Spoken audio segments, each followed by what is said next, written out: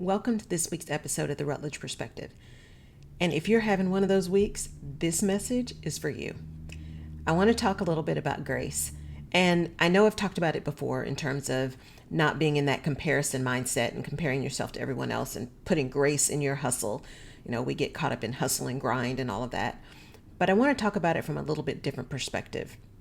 The perspective of ensuring that when you are thinking about giving grace and having some grace, that you extend that same grace to you.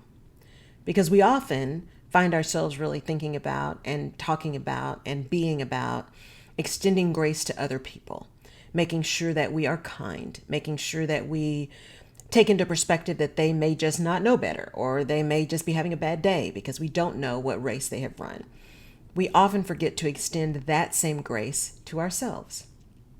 So I'm going to tell you a little story. I had a crazy week last week. Of course, there was a lot going on. Seems like all my weeks are crazy since I've started this entrepreneur thing. And I ended up going to the garden store over the weekend and buying a few more plants. So I'm now on restriction from every garden area of every store, and no planters, no plants, no fertilizer, no nothing. I'm on restriction for a while. So I'm adding that to Target and everything else. So I went and bought some plants and spent Saturday, after having done a walk and some things like that, just out in my garden, out in the sun, spending some time out there and digging in the dirt, sorta, because I had to have gloves on because I don't do bugs. So really spending some time out there and feeling good about it, and then coming in and just really kind of reflecting. And then Sunday, got up and did my meditation, and then had my walk with a good friend of mine, and then got home to do some more reflection on really getting clear. And I was starting to feel a little funky, right? Just not quite right. And I could feel like the anxiety and all that stuff starting to build up. So I thought, you know what, Laurel, it'll all be there tomorrow. It's your business. It's your goals. If you just don't have it in you today, just honor that, and we'll just start tomorrow.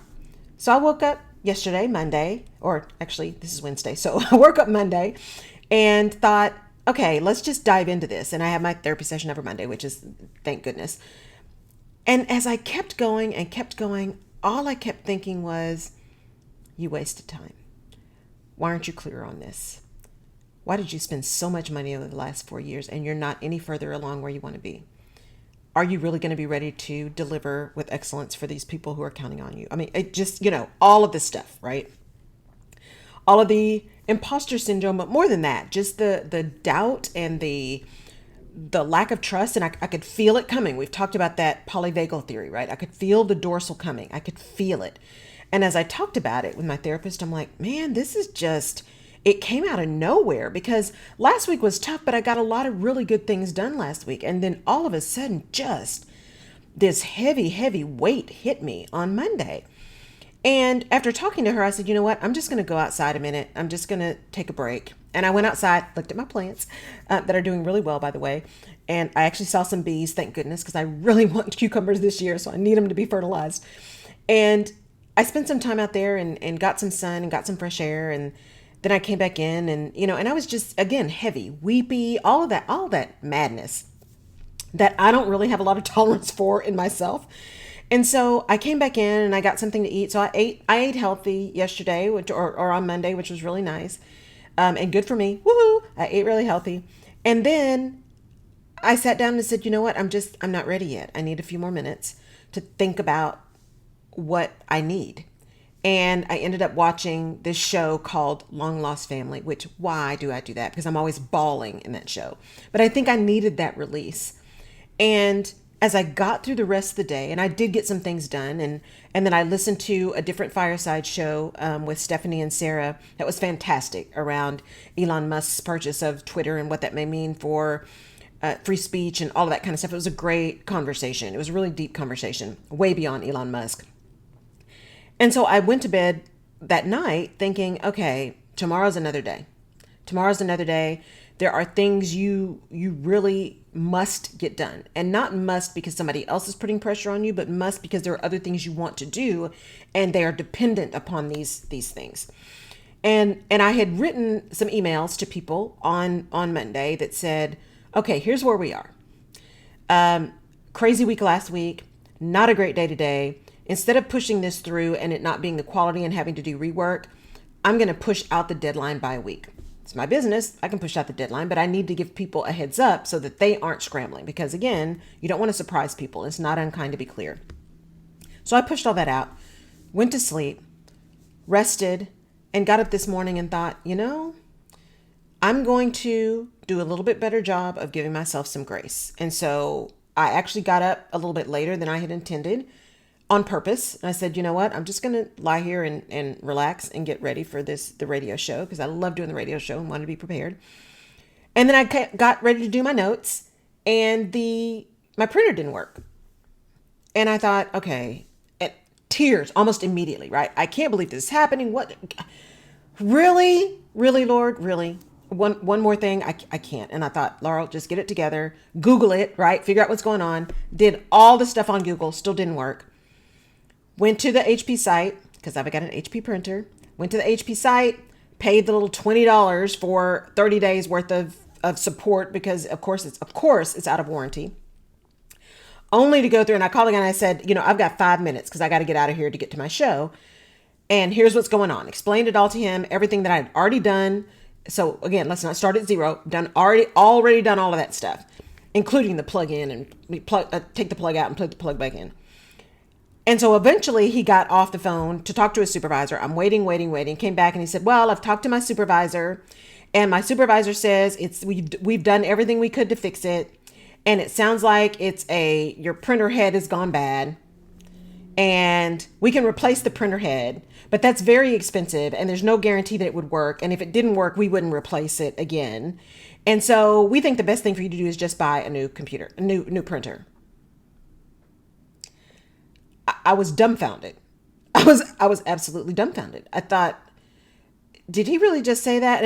And then he kept trying to explain, right? And I said, this printer is not even 3 years old. It won't be 3 years old until September. It's not even 3 years old. And you're telling me that I have to buy a new printer. He said, well, it's just because the thing is expensive. I mean, all blah, blah, blah, blah, blah, blah, blah. And I finally said, you know what? And my blood pressure, I was about to light this kid up. And I thought, nope. And I finally said to him, you know what? I don't even know why I'm talking to you. I don't know why I'm talking to you. I said, you are doing everything that you have been trained to do. You have done everything that you know how to do.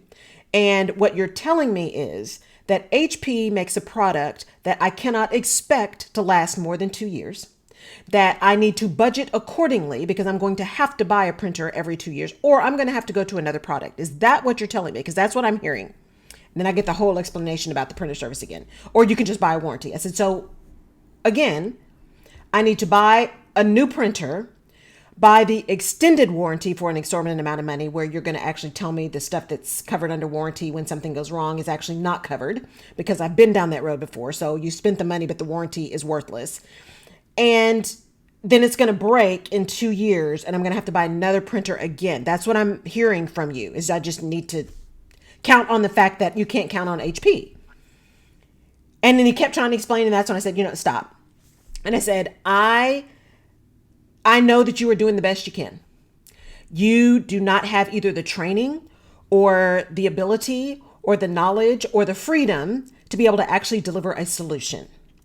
And while that is frustrating to me as a customer and unacceptable to me as a customer, I can't be mad at you when you're doing the best that you can under the circumstances. So I hope your next call is actually a call that you can have a solution for. Thank you very much. And I hung up. And in that moment, I thought, you know what? And I'd done my meditation, but I hadn't read my little thing that morning. So when I read it, and I've been reading Joyce Meyer's Starting Your Day Right. And when I pulled up the one for today, because God has a sense of humor, the title is Don't Get Upset. May he grant you out of the rich treasury of his glory to be strengthened and reinforced with mighty power in the inner man by the Holy Spirit, indwelling your innermost being and personality. Don't get upset. Now, I read this after I was upset, but my behavior didn't do what I normally would do, which was, again, light this person up, because you work for them. It's not even a 3-year-old printer. And you're telling me I just need to go buy another one. That's your solution, is just go buy another printer. just flew all over me. But there was something in that moment that said, you know what? It is not his fault. It's not his fault. He didn't manufacture the machine. He isn't running the company. He didn't put the warranties in place. He's doing none of that. He is answering the phone, trying to do tech support. That's what he's doing. And it's not a slam on his character, because I don't know this kid. I'm assuming he's got great character. And I don't know what his real capability is, because this call was maybe 20 minutes. Maybe when I had 5, was maybe 20 minutes. All I know is my experience was that there wasn't a level of competence to actually deliver a solution. So why am I going to get upset? Because all I'm going to do is drop up my blood pressure. So in that moment, I realized, you know what? I've got to give this person some grace.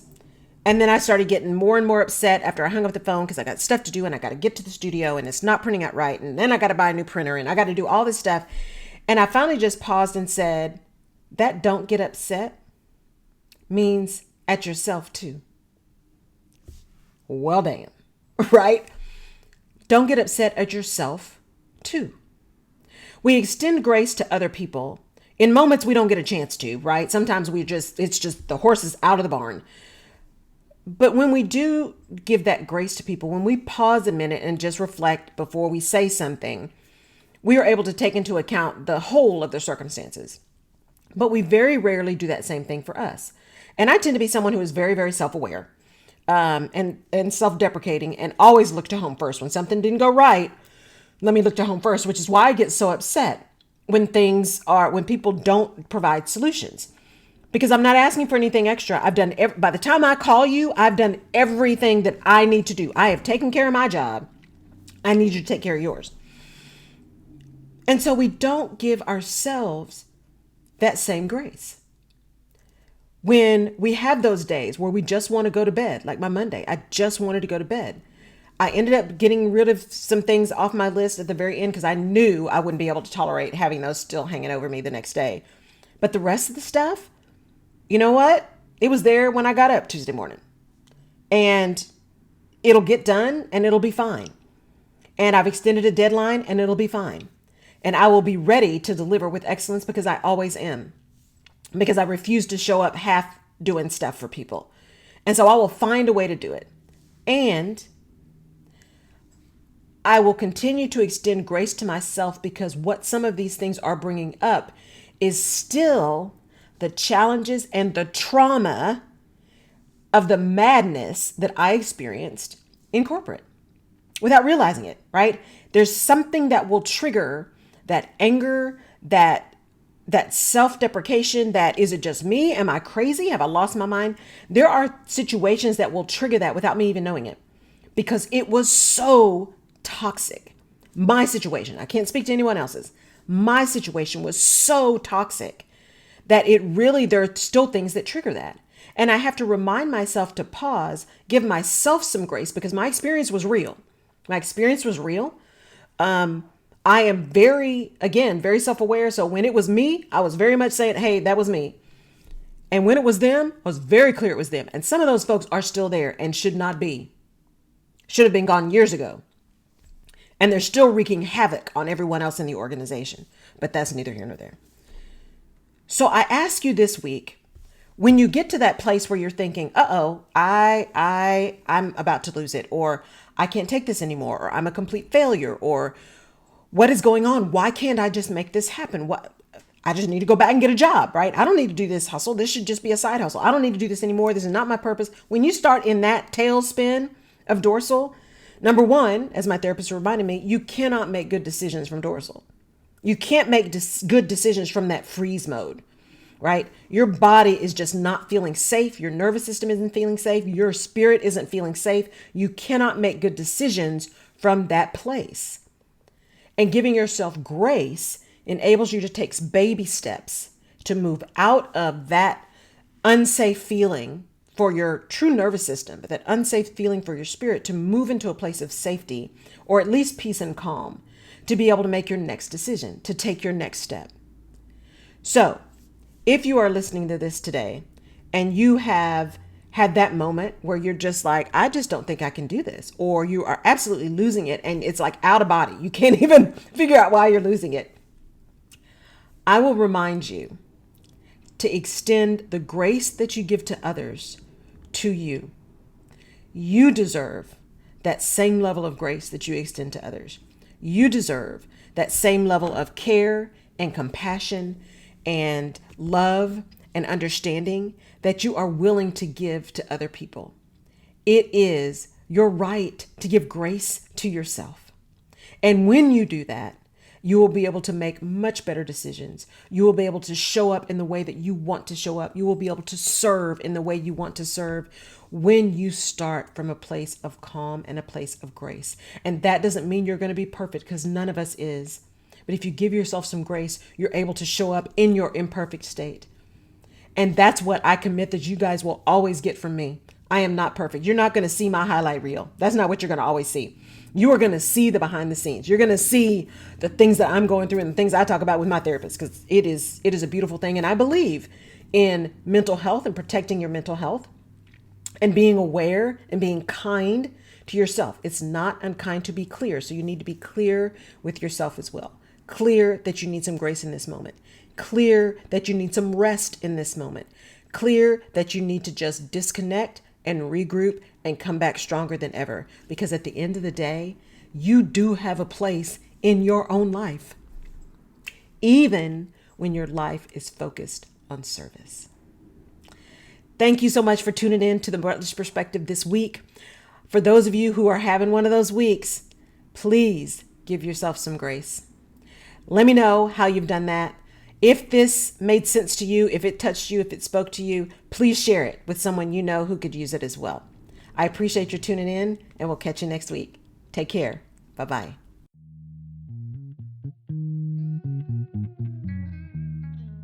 You've been watching The Rutledge Perspective. Thank you for tuning in. If we have given you a different perspective, or if you've learned something new that you hadn't thought about before, please subscribe to the Rutledge Perspective podcast where you get your favorite podcasts, and give us a like on iTunes or Google Play or Stitcher. We really appreciate it. And your feedback is important as well, as we use that to inform our next episodes. You can also head over to my website, laurelrutledge.com, and download a freebie called Where's My Mojo that can really help you get out of your rut or maybe talk you back off that ledge of frustration.